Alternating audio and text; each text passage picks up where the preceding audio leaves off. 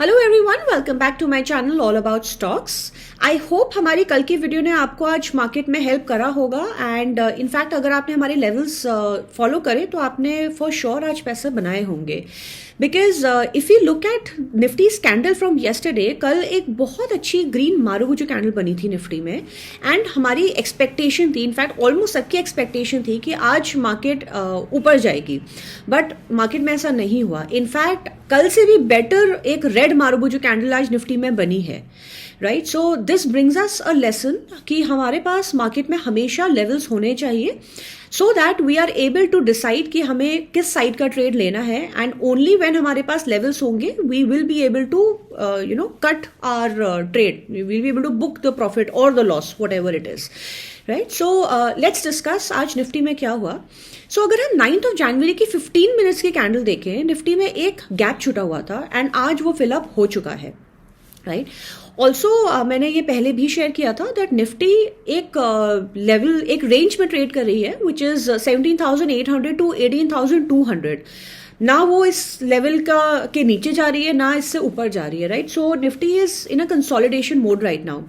However अगर निफ्टी में 17,800 break होता है, ये हमारा ब्रेक डाउन लेवल है and I said this earlier as well that ये लेवल हमारा फर्स्ट टाइम टेस्ट होगा।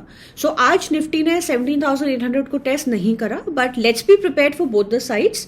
सो इन केस अगर ये लेवल ब्रेक होता है, हमारा next support would be 17,637 and support 2 would be 17,421।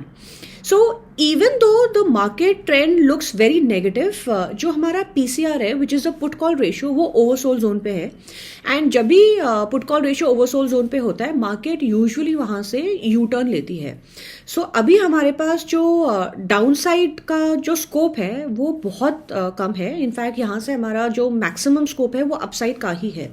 But like I said that as traders हमें हमेशा दोनों साइड के लिए प्रिपेयर्ड रहना चाहिए, because I mean there can be any external circumstances जिनकी वजह से हो सकता है निफ्टी नीचे चले जाए, but as per the charts and as per the technicals it does not look कि निफ्टी 17,800 को ब्रेक करेगा।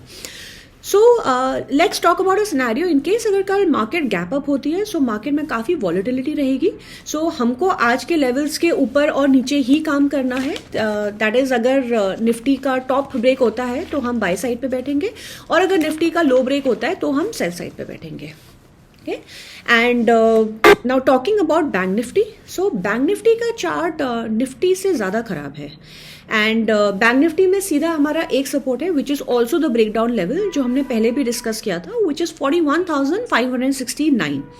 इन केस अगर बैंक निफ्टी में ये लेवल ब्रेक होता है, जो हमारा सपोर्ट 2 है वो है 40,800 and the support 3 is 39,850। So in case अगर 41,569 ब्रेक होता है और एक 15 मिनट्स की कैंडल उसके नीचे सस्टेन करती है, then I will definitely enter sell positions in the market. Now let's talk about the metal sector. मैंने ये पहले भी मेंशन किया था that metal sector is on a breakout. So if you look at stocks like Vedanta और Tata Steel और हिंडाल्को और Jindal Steel for that matter, आज ये स्टॉक्स ने बहुत रेजिलियंस दिखाई है मार्केट में। इनफैक्ट वेदांता ने हमारा टारगेट ऑलमोस्ट मीट करा है, जो टारगेट हमने ऑलमोस्ट 2 वीक्स का दिया था, it has almost met the target today. So in case अगर आपने वेदांता में अपने प्रॉफिट्स बुक नहीं करे हैं, you can continue to hold Vedanta and Tata Steel, and there are other metal stocks also that look pretty decent. Now talking about the IT sector, I did discuss that IT sector में यहाँ से हमें काफ़ी अच्छा move expected है। However TCS के अभी results आए थे एंड मार्केट ने TCS के रिजल्ट्स को बहुत अच्छा नहीं कंसिडर करा है। So that is a major reason why IT went down and of course because आज मार्केट डाउन थी, so chances of it going up were very bleak. So although metal sector में ऐसा नहीं था, even though the market was down, but the metal sector was doing pretty decent today. But anyway, talking about the IT sector, यहाँ पे risk reward ratio जो है हमारा बहुत favorable है। यहाँ से downside काफ़ी कम है and upside काफ़ी ज़्यादा है। So in case if you are a long term trader, so you can definitely look forward to buying mid cap IT.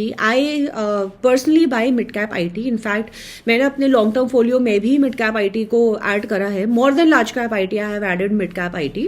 Because हमें इस टाइम पे जो आईटी जिस प्राइस में मिल रहा है उसके दोबारा मिलने की chances are very very meagre.